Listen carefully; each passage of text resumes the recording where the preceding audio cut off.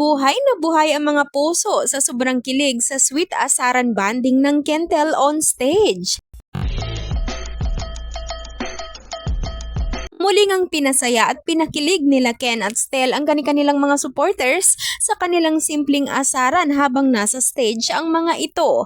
Kilig na kilig nga ang lahat nang makita at mapanood nila sa personal ang dalawang magkaibigan sa mga kanilang simpleng lambingan sa isa't isa.